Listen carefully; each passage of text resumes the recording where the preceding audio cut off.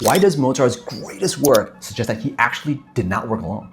Mozart is often remembered as a lone genius, someone sitting in a room composing masterpieces entirely on his own, almost as if great work just appeared out of isolation.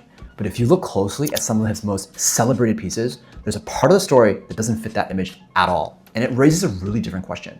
What if the work what made him truly exceptional wasn't created alone in the first place? Some of the most successful operas, including The Marriage of Figueroa in 1786 and Don Giovanni in 1787, were not solo creations. They were built in close collaboration with Lorenzo da Ponte, a librettist who was responsible for writing the story, characters, and dialogue, while Mozart focused on composing the music that brought those elements to life. And what made these works stand out wasn't just the quality of the music or the writing individually, but how well they complemented each other.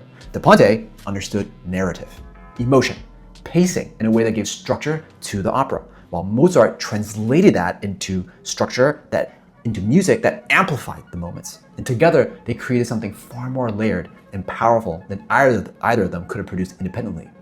Which is why these operas are still considered some of the most greatest works in classical music. It's almost like people who write music for movies, but this was back in the day. This wasn't accidental. It was a combination of different strengths working in alignment.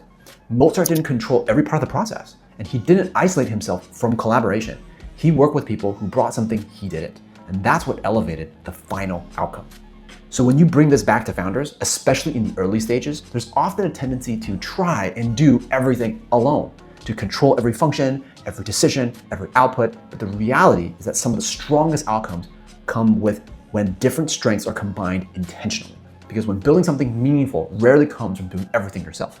It comes from knowing where you're strong, where you're not, and who can complement that in a way that takes your work further than you could ever do on your own.